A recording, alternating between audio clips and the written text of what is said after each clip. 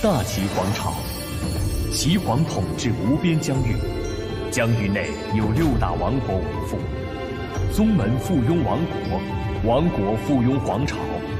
至于皇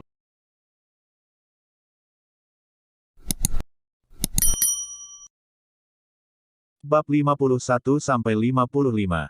Pada titik ini, Tuan Muda yang akhirnya memiliki kesempatan untuk berbicara. Setelah dengan marah memuntahkan lumpur di dalam mulutnya, dia berteriak, "Bajingan kecil itu yang menjebakku. Aku tidak bersalah." Dia baru saja mengeluarkan kalimat sebelum dia ditampar dengan kejam oleh Yang Kongkun yang malu yang balas berteriak, "Tutup mulutmu." Mata Ling Xiao diliputi oleh rasa dingin yang bisa dilihat semua orang. Tidak kusangka si brengsek itu berani menyebut anakku, bajingan kecil. Sungguh penghinaan. Tidak kusangka dia berani begitu tak terkendali bahkan setelah melakukan kejahatan berat seperti itu. Ling Xiao mau tidak mau ingin turun tangan, untuk memberinya pelajaran. Yang Kongkun berdiri tegak di depan cucunya, berkata, meskipun keadaan telah sampai pada tahap seperti itu, kita semua hanya mendengar satu sisi cerita. Tidakkah semua orang ingin mendengar pihak lain menjelaskan diri mereka sendiri? Berdiri di sampingnya, Li Zengchong tertawa terbahak-bahak, berkata, tidak masalah apa yang dikatakan Tuan Muda yang tentang masalah ini. Namun, jika Tuan yang tidak pasrah dengan fakta ini, Anda dapat membiarkan cucu Anda berbicara, tidak ada salahnya melakukannya. Li Zengchong menyadari bahwa keluarga yang akan berada dalam keadaan yang cukup sulit kali ini dan dia tidak dapat menahan rasa kagum di dalam hatinya. Ini awalnya adalah insiden kecil, 2 anak dari keluarga yang berseberangan berdebat. Namun, di bawah bimbingan terencana, apa yang semula merupakan pakan ayam berevolusi menjadi sesuatu yang melibatkan semua tingkat istana kekaisaran, benar-benar menempatkan keluarga yang di tempat yang memalukan. Secara khusus, kemampuan seseorang untuk memahami waktu yang tepat, dan penilaiannya sangat akurat, yang mengarah ke pemandangan yang menakjubkan. Bagian yang paling indah dari ini bukanlah fakta bahwa Yang Wei didirikan, melainkan di mana waktunya dihitung dengan sangat tepat sehingga bala bantuan keluarga Yang dan Ling tiba pada waktu yang bersamaan. Ini benar-benar mengejutkan. Orang harus tahu bahwa jika ada keluarga yang datang lebih awal dari yang lain, hasil akhirnya tidak akan seperti ini.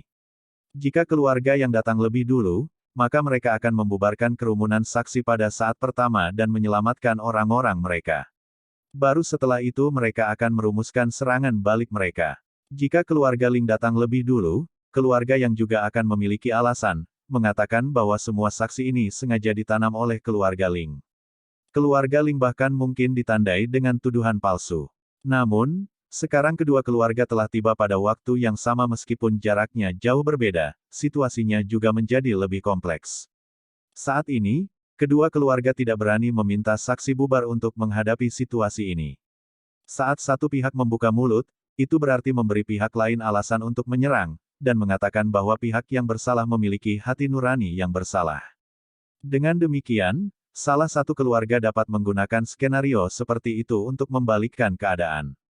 Dan faktor yang paling penting adalah bahkan skuadron penegakan hukum ibu kota juga dipanggil. Saat skuadron penegakan hukum mendengar bahwa ada seseorang yang menunjukkan tanda-tanda pemberontakan serta menghina kaisar, mereka segera bergegas ke tempat kejadian, mencoba dan menjaring beberapa jasa. Namun, sangat disayangkan bahwa mereka berakhir sebagai bantalan melawan pertarungan 2 keluarga besar. Jika skuadron penegakan hukum tidak muncul, kedua keluarga akan membawa orang-orangnya kembali dan melupakan masalah ini setelah bertempur selama beberapa putaran.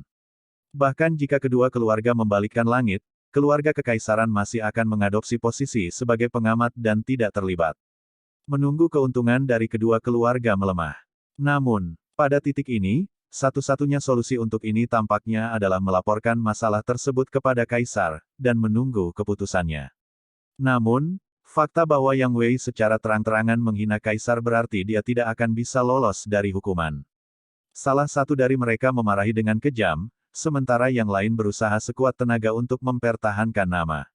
Kedua keluarga terpisah. Pada saat ini, keluarga mana yang akan disandarkan oleh kaisar terlihat jelas dalam sekejap. Tidak peduli bagaimana masalah ini diselesaikan, tidak dapat disangkal bahwa keluarga Ling akan menang. Mereka tidak hanya memenangkan gugatan, mereka juga akan menerima bantuan kaisar serta hadiahnya. Di sisi lain, bahkan jika Yang Wei akan diberikan rahmat, dan berhenti mengejar masalah ini, hidup Yang Wei sudah dianggap selesai karena insiden kecil ini. Tidak hanya keluarga yang harus menelan semua keluhan yang terpendam ini, mereka harus menelannya dengan ekspresi gembira di permukaan dengan setengah kata keluhan. Jika mereka ingin membalas dendam dari keluarga Ling, mereka hanya bisa melakukannya secara diam-diam dan tidak terbuka. Namun, kedua keluarga sudah terkunci dalam perselisihan terus-menerus satu sama lain, jadi mengapa keluarga Ling takut akan balas dendam dari keluarga yang ini? Pakar, untuk dapat mengekstrapolasi masalah sepele seperti itu menjadi hasil yang menantang surga, ini hanya bisa menjadi pekerjaan dewa atau setan. Menyadari semua ini, penasihat kepala, Li Zengchong memasang wajah penuh hormat.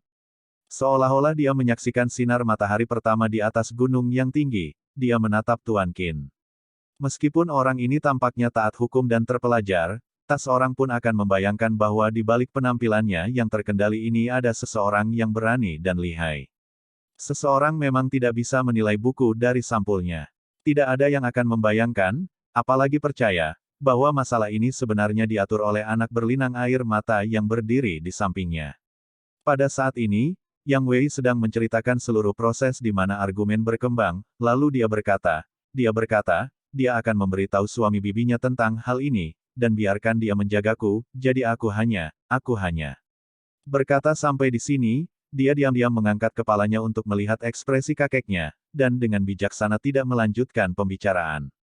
Syukurlah, Yang Kongkun tidak mati karena marah karenanya. Yang Kongkun berulang kali mengutuk dalam hatinya, bagaimana saya bisa memiliki cucu yang begitu bodoh. Lebih baik Anda tidak berbicara dalam kasus ini. Di dalam hatinya, dia sudah mengerti apa yang sebenarnya terjadi. Dalam percakapan verbal, wajar jika lidah seseorang secara tidak sengaja terpeleset. Jika itu adalah orang normal, itu akan menjadi akhirnya, namun orang yang dimaksud adalah Ling Tian. Suami bibi, yang dibawa Ling Tian, adalah seseorang yang bahkan tidak dalam kapasitas Yang Wei untuk mengkritik. Semua penonton di sekitarnya merasakan hal yang sama, jika seorang anak diintimidasi, dia secara alami akan mencari orang dewasa untuk melindunginya. Mengenai mengapa Ling Tian menyebut paman mertuanya, itu adalah fakta. Dalam hati setiap anak, hanya orang dewasa terkuat yang memiliki kemampuan untuk membantu dan melindunginya. Dalam kasus Ling Tian, di antara semua orang yang dia kenal, orang pertama dalam pikirannya pasti adalah Kaisar. Ini juga berarti bahwa Kaisar, bagi Ling Tian, adalah sosok yang dia hormati dan dekat. Dengan demikian, hukuman pembalasan Yang Wei tidak hanya menyegel nasibnya, tetapi juga meningkatkan reputasi Ling Tian di mata Kaisar. Ketika kerumunan berpisah, berita tentang ini akan menyebar ke telinga Kaisar, dan kesannya tentang keluarga Ling juga akan meningkat beberapa poin. Seseorang pasti akan berpikir, mengapa anak kecil seperti Ling Tian dapat berbicara tentang meminta bantuan paman mertuanya. Mungkin saja ajaran keluarga mereka baik. Selain itu, ini akan berbicara banyak tentang kesetiaan keluarga Ling terhadap Kaisar. Kombinasi dari semua faktor inilah yang membuat Yang Kongkun hampir pingsan karena marah. Masalah sekecil itu, tercermin menjadi masalah besar, dan bahkan dapat mengakibatkan dampak jangka panjang. Jika seseorang memanipulasinya dengan benar, ini akan cukup untuk menentukan keberhasilan dan kegagalan kedua keluarga.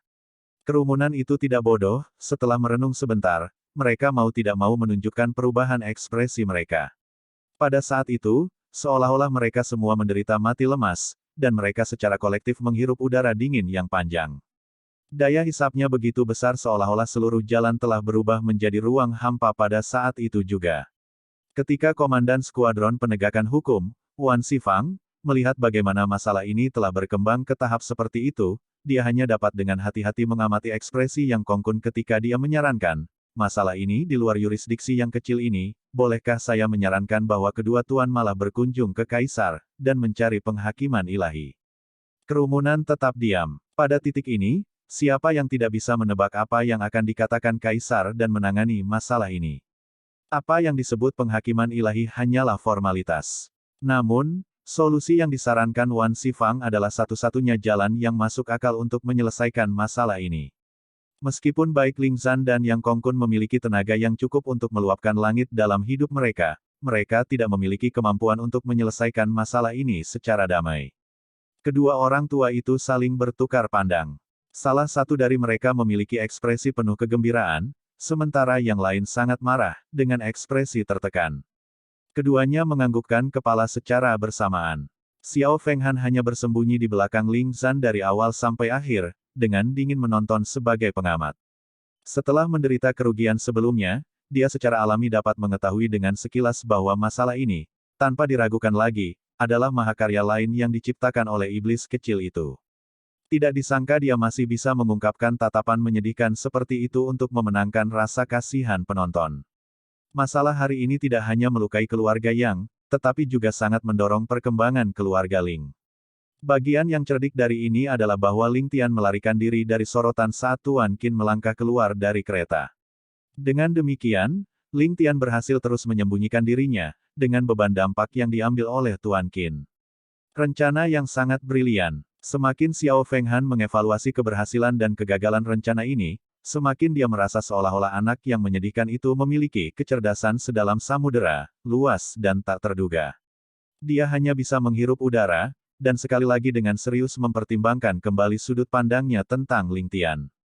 Saat dia fokus pada Ling Tian, dia melihat Ling Tian menoleh ke arahnya, sudut mulutnya naik ke atas dengan senyum licik.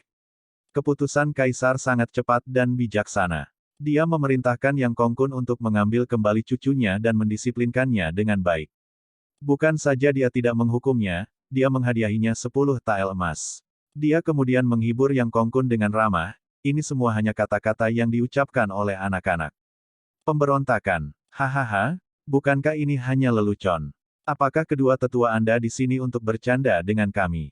Inilah yang dikatakan Kaisar. Sebenarnya, itu memiliki arti halus. Tidak perlu bagimu untuk menyusahkanku hanya karena insiden kecil ini. Seolah-olah Kaisar sama sekali tidak terganggu oleh perselingkuhan ini. Dia kemudian memerintahkan Ling Zhan untuk membawa cucunya kembali dan membesarkannya dengan baik. Pada saat yang sama, dia menghadiahinya 10 tael emas dan sepotong ruyi putih, mengatakan bahwa itu untuk menenangkan anak itu. Sebelum dia menyuruh mereka pergi, dia juga menambahkan dengan santai, "Oh, permaisuri saya telah memberitahu kami bahwa dia sudah lama tidak mengunjungi kerabatnya dan ingin melakukan perjalanan pulang." Selain itu, dia tidak mengatakan apa-apa lagi. Kedua lelaki tua itu membawa cucu mereka keluar dari istana bersama. Salah satunya penuh dengan garis-garis hitam di seluruh dahinya, bersama dengan tatapan ganas di matanya seolah-olah dia ingin memakan seseorang hidup-hidup. Satu lagi dipenuhi dengan senyuman dan dalam suasana hati yang sangat baik. Meskipun Kaisar tidak banyak bicara, dia mengungkapkan pendiriannya dengan menghibur Yang Kongkun. Dalam seluruh kejadian ini, jelas bahwa Ling Tian yang diganggu dan keluarga Ling adalah pihak yang perlu dihibur. Namun, Kaisar tidak mengatakan apapun kepada keluarga Ling melainkan menghibur pihak yang menjadi pelakunya. Di sinilah anehnya, terutama di hati Yang Kongkun, itu benar-benar dipenuhi dengan segudang perasaan campur aduk. Bagaimana mungkin Yang Kongkun yang licik dan bijaksana tidak memperhatikan sesuatu yang aneh? Dia berpikir dalam hatinya, dia menghiburku, tetapi memberinya ruyi putih ekstra. Apa arti ruyi? Itu jelas berarti bahwa apa yang dilakukan keluarga Ling sesuai dengan keinginannya. Dengan kata lain, dia tidak senang dengan apa yang dia lakukan, keluarga yang saya lakukan. Semakin dia memikirkannya, semakin dia merasa tidak enak. Jika putri dari keluarga Ling ingin kembali mengunjungi mereka, mengapa Anda harus mengatakannya di depan saya? Ketika mereka meninggalkan istana, mata segitiga Yang Wei memelototi Ling Tian dengan kejam. Namun, Ling Tian mengabaikannya sepenuhnya saat dia berpikir, "Nak, kamu terlalu lembut. Kamu masih jauh dari berkelahi denganku." Duke Ling meninggalkan istana dalam suasana hati yang gembira, membiarkan Ling Tian naik di atas bahunya sambil memanggil Ling Tian sebagai kekasihnya. Seolah-olah dia benar-benar lupa tentang bagaimana Ling Tian telah menyebabkan keluarga Xiao menolak pernikahan tersebut. Di bawah desakan Ling Tian masih mengikuti Tuan Qin untuk mengunjungi temannya. Hanya saja waktunya tertunda sepanjang sore. Ling Tian duduk di gerbong sambil tersenyum saat dia melihat ekspresi cemerlang di wajah Tuan Qin seolah-olah dia sedang menertawakan kemalangan Tuan Qin. Tuan Qin sekarang sangat tertekan. Seluruh kejadian itu disebabkan oleh Ling Tian dan itu juga merupakan ide Ling Tian yang menjamin keuntungan terbesar bagi mereka. Dari awal hingga akhir, dia tidak melakukan apa-apa dan hanya duduk di gerbong. Namun pada akhirnya, dia menjadi kontributor terbesar dari keseluruhan acara. Duke Ling hampir ingin memujanya. Adapun pejabat tinggi yang biasanya sangat bangga dan menyendiri, mereka memandangnya seperti seorang guru dengan hormat, memperlakukannya seolah-olah itu semua adalah bagian dari rencana ilahi. Jika dia benar-benar memainkan peran seperti itu, dia tidak akan terganggu olehnya. Tapi masalahnya, dia menerima pujian untuk sesuatu yang tidak dia lakukan. Dengan karakter Tuan Qin yang kaku dan jujur, ini tidak hanya dianggap sebagai kemuliaan, tetapi juga dianggap sebagai siksaan baginya. Hanya dalam beberapa jam, Tuan Qin sudah kelelahan. Dia kemudian dengan cepat pergi saat dia benar-benar melarikan diri dari rumah Ling, memungkinkan dia memiliki waktu untuk menyeka keringat di wajahnya. Saat ini, dia melihat bahwa dalang dari seluruh kejadian ini sedang menertawakan kemalangannya. Di saat-saat marah, dia tidak peduli tentang hal lain dan menangkap Ling Tian, ingin memberinya pukulan yang bagus. Melihat situasinya tidak baik, Ling Tian dengan cepat berkata dengan nada ragu, masalahnya hari ini sangat aneh. Ada sesuatu yang tidak bisa ku mengerti. Saat Ling Tian mengatakan itu, dia menggaruk kepalanya dengan ekspresi ragu di wajahnya. Tangan Tuan Qin hampir mendarat tetapi dia mendengar ungkapan tiba-tiba ini dari Ling Tian. Dia kemudian tidak bisa tidak bertanya, apa yang tidak kamu mengerti? Pada saat yang sama, dia berpikir dalam hati, masih ada sesuatu yang tidak kamu mengerti. Maka itu pasti sesuatu yang besar. Pada saat itu, kemarahannya benar-benar hilang dari satu pertanyaan oleh Ling Tian. Ling Tian tertawa dalam hatinya saat dia bangkit dari lutut Tuan Qin dan berkata, semakin saya memikirkannya, semakin saya tidak mengerti. Sebenarnya, ini adalah pertama kalinya saya meninggalkan kota sejak saya masih kecil, lahir. Tapi untuk pertama kalinya, aku kebetulan bertemu tuan muda dari keluarga yang untuk bertarung denganku di jalan. Bukankah ini terlalu kebetulan? Tuan Qin pertama kali tercengang sebelum bertanya dengan gugup, Anda mencoba mengatakan bahwa ada mata-mata di mansion. Ini pasti sesuatu yang besar.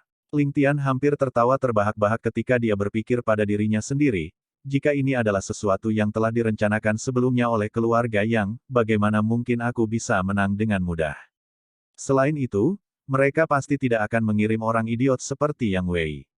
Tapi, wajahnya benar-benar diam sambil terus menyemburkan sampah.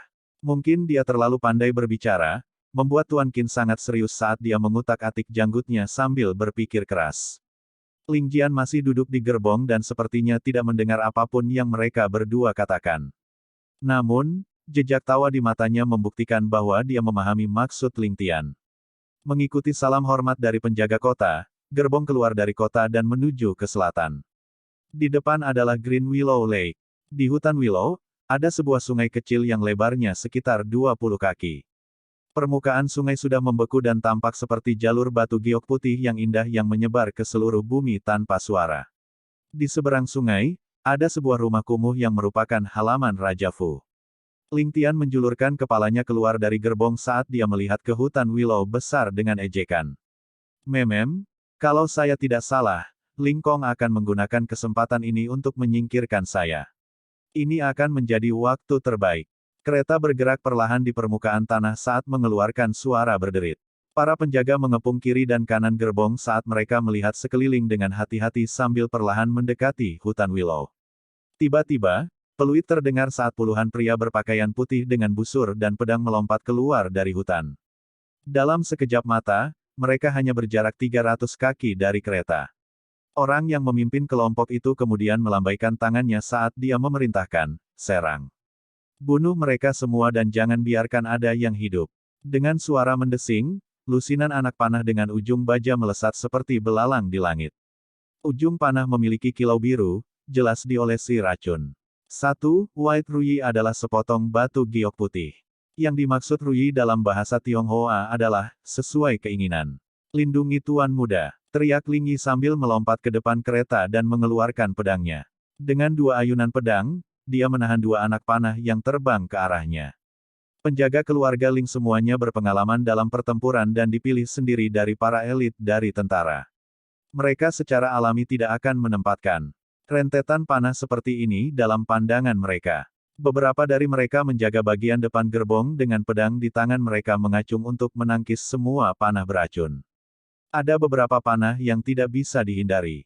Namun, tepat sebelum anak panah itu mengenai para penjaga, tiba-tiba panah itu kehilangan sasarannya dan mendarat melenceng. Sebenarnya tidak ada satu anak panah pun yang mendarat di para penjaga. Saat Ling Tian duduk di gerbong, dia memegang batu kecil di tangannya dengan seringai jahat di wajahnya. Setidaknya ada 50 hingga 60 orang berpakaian putih, setidaknya 2 kali jumlah penjaga yang dimiliki Ling Tian. Selain itu, mereka semua terlatih dengan baik dalam seni bela diri dengan teknik pedang yang sangat bagus. Saat mereka terlibat dalam jarak dekat, para penjaga keluarga Ling tidak bisa lagi bertahan melawan mereka dan beberapa dari mereka mulai terluka. Ling Yi terkejut. Dia dengan cepat melambaikan pedangnya untuk memaksa musuh di depannya pergi saat dia berteriak, "Ling Er, aku akan mengambil beberapa orang untuk memblokir mereka. Cepat bawa tuan muda itu pergi." Pria berbaju putih itu kemudian mencibir, "Pergi. Kemana kalian akan lari? Sebaiknya kalian semua pergi melihat Hades bersama." Ling Yi sangat marah saat dia menerkam ke depan sambil mengacungkan pedangnya. Keduanya kemudian mulai terlibat dalam pertempuran sengit. Di kereta, Ling Tian memutar bola matanya saat dia bergumam, "Aku sudah meminta kalian untuk tidak memanggilku tuan muda, tidak memanggilku tuan muda. Kalian tidak mau mendengarkan dan masih memanggilku seperti itu.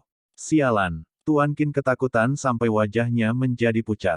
Setelah dia mendengar Ling Tian memilih penjaganya atas masalah seperti itu pada saat seperti ini, Tuan Qin tidak tahu apakah harus tertawa atau menangis. Pria berpakaian putih telah memaksa 20-30 penjaga Ling Tian ke sudut saat orang yang tersisa menyerbu sisi gerbong. Pria yang memimpin serangan kemudian menebas ke bawah dan memotong tirai yang menutupi tirai, memperlihatkan pria tua dan muda di dalamnya. Pria itu kemudian tertawa terbahak-bahak, "Bunuh mereka semua." Di belakangnya, semua pria berbaju putih meneriakkan perang saat mereka maju bersama. Tetapi pada saat ini, situasinya berubah. Di gerbong di samping, lebih dari 10 orang tiba-tiba melompat keluar. Mereka semua berpakaian serba hitam dengan bahkan wajah mereka menjadi hitam. Setelah mereka melompat keluar, mereka tidak mengatakan apa-apa tetapi pedang mereka menusuk bersamaan.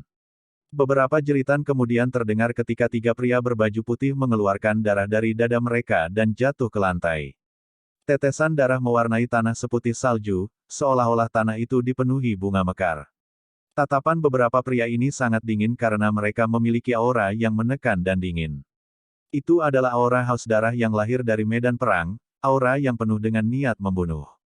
Pria yang memimpin pria berpakaian putih itu kemudian berteriak dengan cemas, "Tidak bagus, itu prajurit besi darah Ling Xiao. Ini adalah jebakan. Kami menghadapi penyergapan, mundur."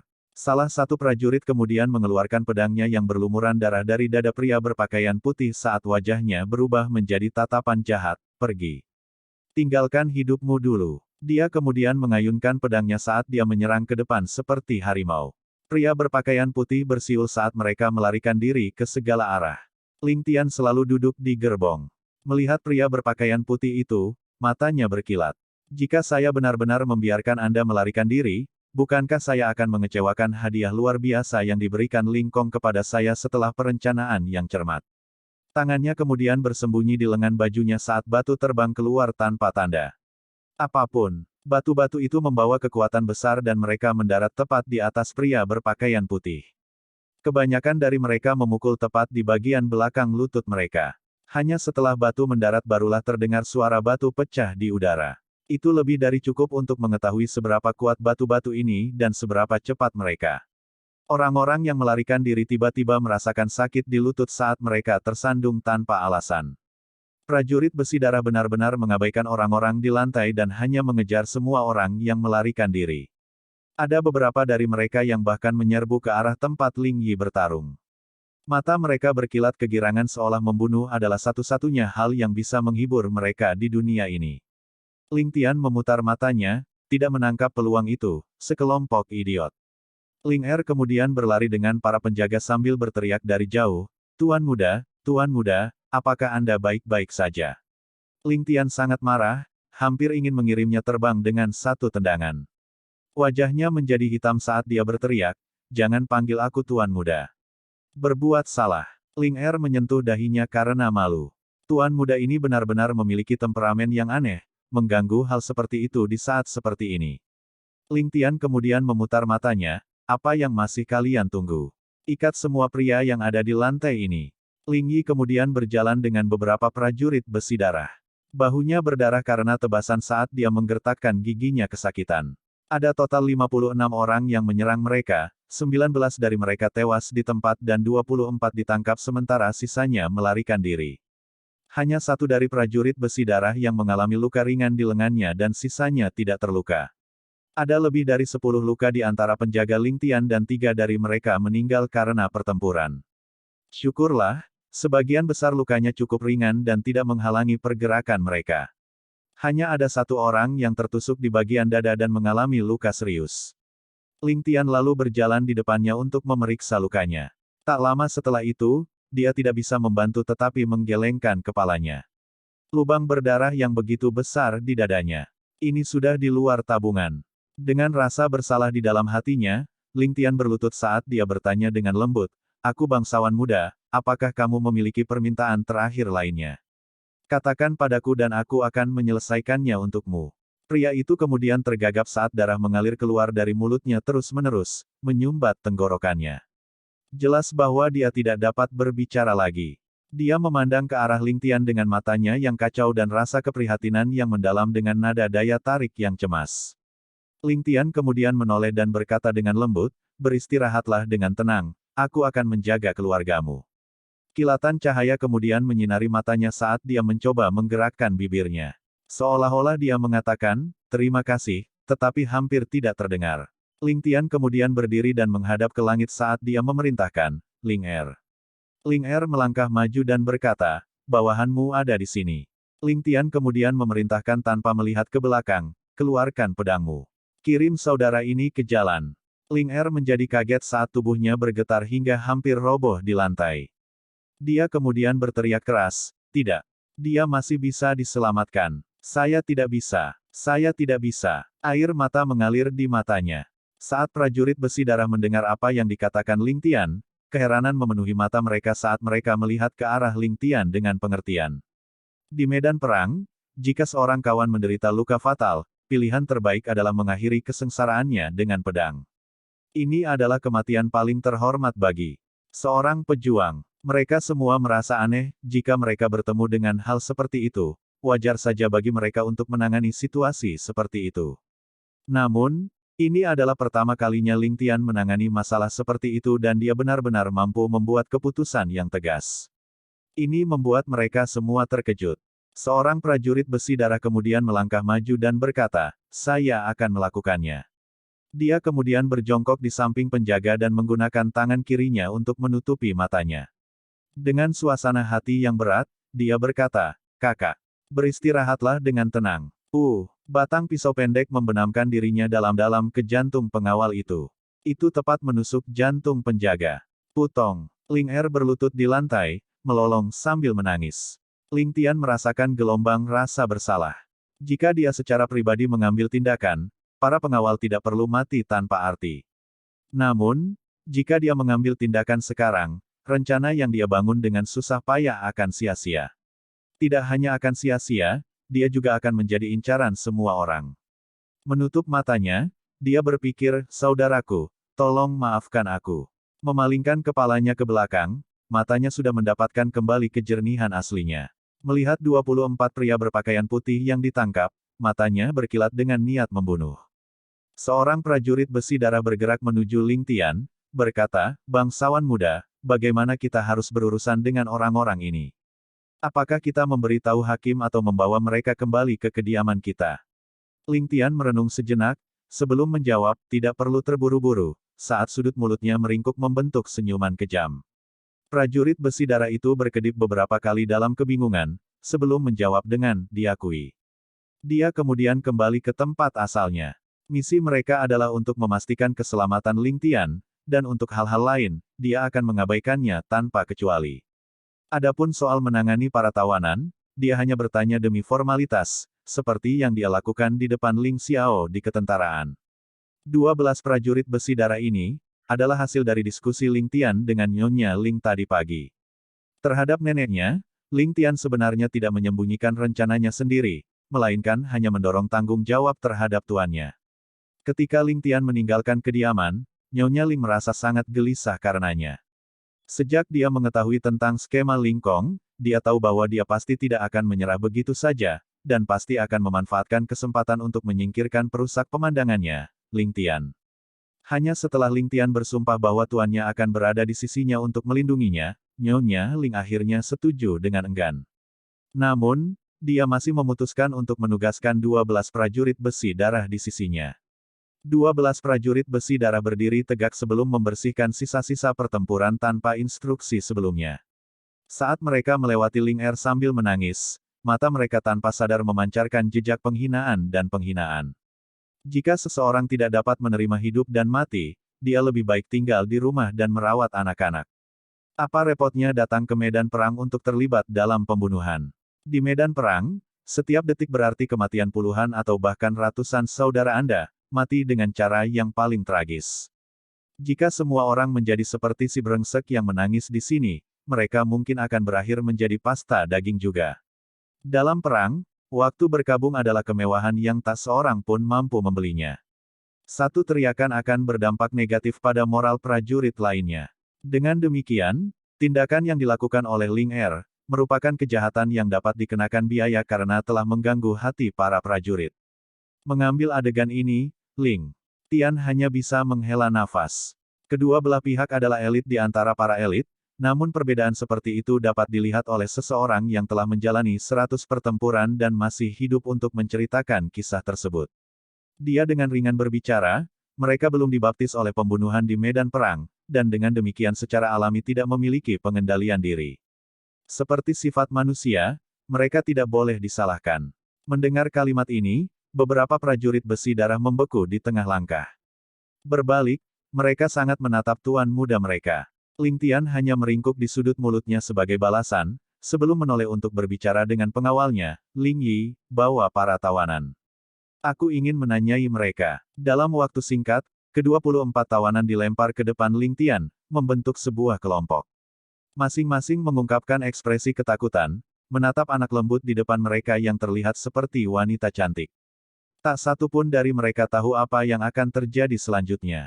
Ling Tian berjalan ke kereta, memanggil Ling Jian untuk datang. Adapun Tuan Qin, Ling Tian membuatnya tetap di gerbong karena dia takut apa yang akan terjadi selanjutnya akan mengandung lebih dari sedikit pertumpahan darah. Karena itu, dia takut Pak Tua tidak akan bisa menerimanya. Dia bahkan menutup tirai kereta dengan pertimbangan. Tuan Qin sangat menghargai niat Ling Tian. Karena dia memiliki ketakutan terhadap pembunuhan dan pertumpahan darah, dia dengan bijak memutuskan untuk terus bersembunyi di kereta untuk memulihkan diri. Menendang salah satu pedang pendek di tanah menuju Ling Jian, Ling Tian berbicara dengan lembut dan dingin, Ling Jian, ini akan menjadi ujian pertamamu. Aku akan memberimu 2 jam, aku ingin mendapatkan jawaban atas semua yang aku inginkan, tahu. Adapun idenya, Anda memikirkannya sendiri. Jika Anda tidak dapat mencapai ini, maka Anda tidak perlu mengikuti saya kembali. Ambil sekantong perak dan jelajahi dunia. Dengan suara, Ling Tian dengan acuh tak acuh melemparkan sekantong perak ke tanah bersalju. Dia kemudian berbalik untuk duduk di poros penarik kereta, dan menutup matanya sedikit, tidak menunjukkan minat pada apa yang terjadi selanjutnya. Pada saat ini, 12 prajurit besi darah telah mengumpulkan mayat pria berjubah putih, dan hanya menutupinya dengan salju yang jatuh sebelum kembali. Mereka menyadari bahwa Ling Tian akan merawat pria berjubah putih yang ditangkap itu, tetapi sebenarnya telah menyerahkan tugas itu kepada seorang anak berusia 7 hingga 8 tahun yang lemah. Semuanya terperangah, dan segera maju untuk mencoba membantu. Namun, suara Ling Tian melintas, dengan nada dingin, tidak ada yang membantu. Kalian semua sebaiknya berdiri di satu sisi dan hanya menonton. Biarkan Ling Jian melakukan apapun yang dia inginkan, jika ada yang mengeluarkan bahkan mencicit, dia bisa melupakannya, tinggal di kediaman Ling. Semua orang secara bersamaan membeku di tengah langkah. Setelah beberapa saat, mereka semua dengan canggung menarik kaki mereka. Pandangan yang mereka arahkan ke arah Ling Tian tidak hanya takjub tetapi juga ketakutan. Keteguhan seperti itu adalah sesuatu yang bahkan tidak dimiliki oleh Jenderal Besar Ling Xiao. Mengamati pedang pendek di kakinya, Ling Jian tidak repot-repot mengambilnya, malah berjalan menuju salah satu prajurit besi darah. Tanpa persetujuan sebelumnya, dia mengulurkan tangannya dan mengeluarkan pedang baja yang tergantung di pinggang pria itu dengan suara kiang. Pedang baja itu sangat berat sehingga Ling Jian benar-benar membutuhkan kedua tangan untuk mengangkatnya.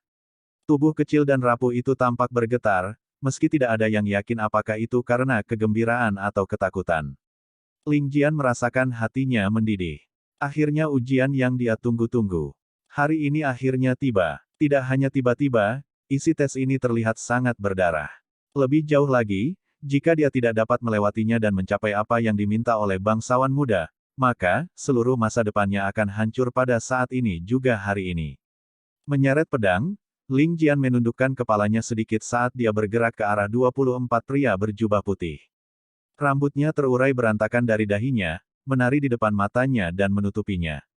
Saat ini, semua orang merasa bahwa anak ini tiba-tiba memancarkan aura yang suram dan menindas.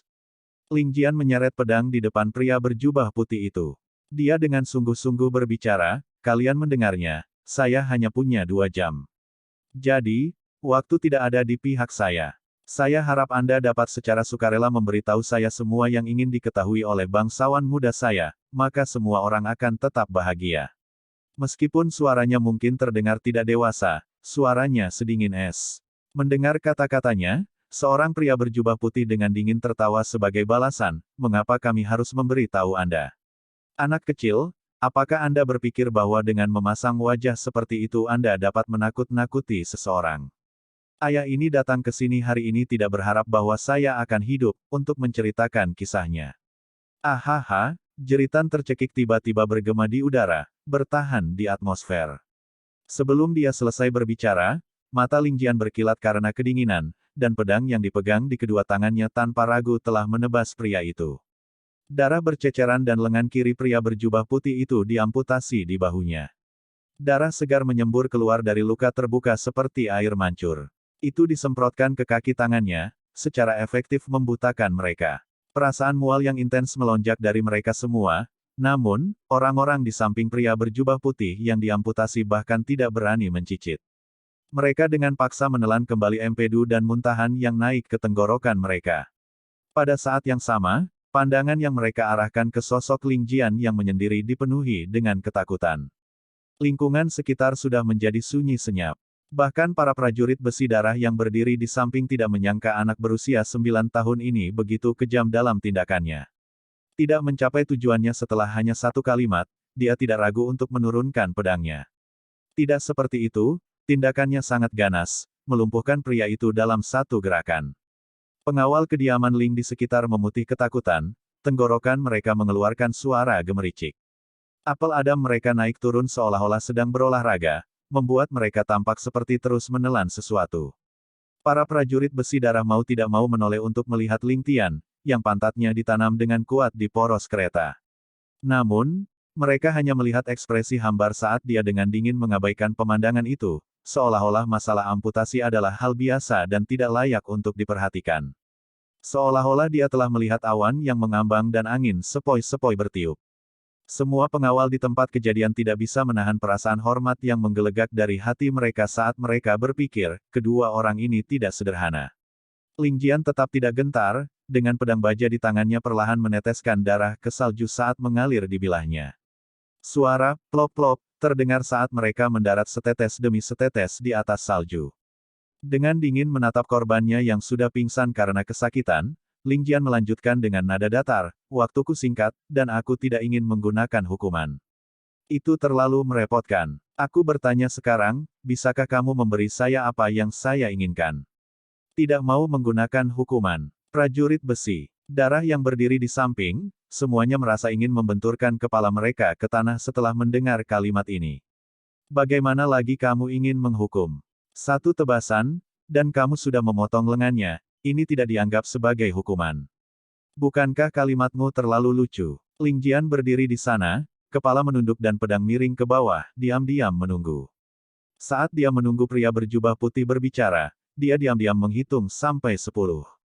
Bahkan setelah dia selesai, tidak ada suara yang keluar dari mereka. Ling Jian dengan dingin mendengus di dalam hatinya, sebelum mengangkat pedangnya. Dia menebang sekali lagi, bahkan tanpa melihat waktunya. "Tidak, ampuni aku akan bicara."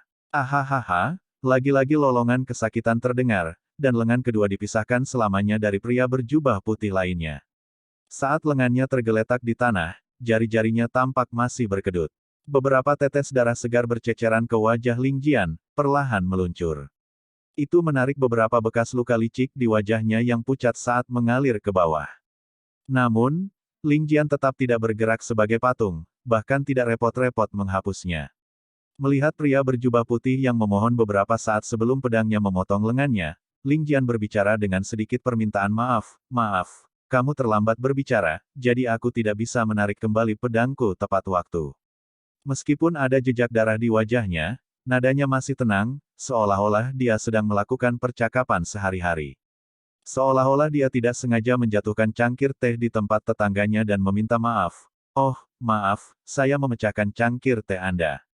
Melihat anak kecil yang lemah ini, hawa dingin muncul tanpa halangan dari hati para prajurit besi darah di sekitarnya, menyebabkan mereka menggigil tanpa sadar.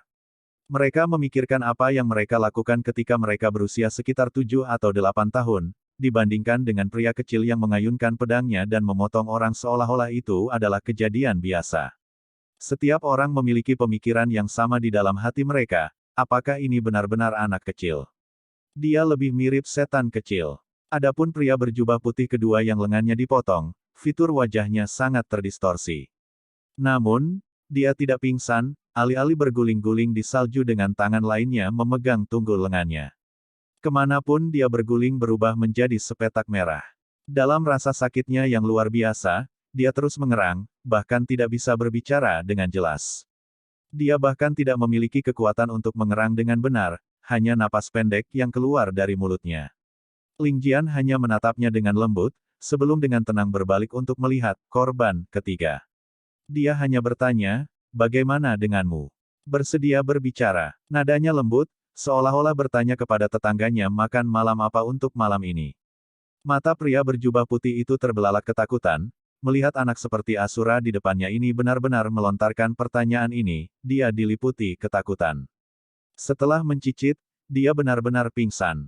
Ling Jian menjadi marah, berteriak, "F*** ibumu, beraninya kamu berpura-pura mati." Pedang di tangannya diretas dan segera darah beterbangan ke udara. Pedangnya terangkat, jatuh, naik lagi, darah segar tumpah tanpa henti, dan Ling Jian telah berubah menjadi manusia darah. "Aku akan bicara. Aku akan bicara. Tidak, saya akan berbicara. Saya bersedia berbicara. Tolong biarkan saya berbicara." Kerumunan pria berjubah putih berdesak-desakan untuk mundur, wajah mereka sudah berubah menjadi sangat ketakutan. Mereka semua berjuang untuk berbicara, takut monster ini akan mengincar mereka selanjutnya. Suara mereka sangat keras bahkan orang tuli pun bisa mendengarnya. Ling Jian dengan dingin mendengus. Mengarahkan pedang ke arah pria yang sedikit gemuk. "Anda berbicara." Di ujung pedang, darah lengket menggenang di sana sedikit demi sedikit, tetes darah perlahan-lahan bertambah besar kemudian menetes ke bawah. Pria berjubah putih itu sangat takut sehingga dia mulai bocor dari depan dan belakangnya, mengempis ke tanah saat dia berbicara, "Tuan kecil, tidak, kakek, apa yang ingin kamu tanyakan?" Si kecil ini akan mengungkapkan semua yang dia tahu, dan jika ada kepalsuan, semoga keluargaku mati secara tidak adil. Di bawah paksaan rasa takut, dia malah mengumpat dan mengutuk dirinya sendiri. Ekspresi wajah Ling Jian sedikit rileks, "Katakan semua yang kamu tahu." "Iya, si kecil ini bernama Zhang Dehu, aku adalah murid dari Dark Knight Hall milik geng angin keras, kali ini kami berada di sini di bawah perintah pemimpin geng kami." Si kecil ini hanya tahu bahwa ini waktu kita seharusnya membunuh anak berusia 5-6 tahun, dan kita harus membungkam semua orang yang menemani anak itu. Selain itu, semakin panik dia, semakin dia tidak bisa mengingat apa yang ingin dia katakan, dan dia tidak bisa tidak mulai berkeringat. "Siapa yang memberi misi? Siapa yang membayarmu untuk melakukannya?" Masalah ini, si kecil benar-benar tidak tahu. Melihat bagaimana wajah Ling Jian berangsur-angsur menjadi lebih dingin, pria berjubah putih Zhang Dehu hanya bisa memohon belas kasihan, dan membenturkan kepalanya ke tanah seolah-olah dia sedang menghancurkan bawang putih. "Siapa nama pemimpin gengmu? Berapa banyak orang yang ada di gengmu? Di mana markas besarnya? Lokasi cabangmu? Jumlah orang di aula malam gelapmu?" Ling Jian tidak terlalu peduli, selama dia memikirkan pertanyaan itu, dia akan memuntahkannya ke arahnya seperti meriam.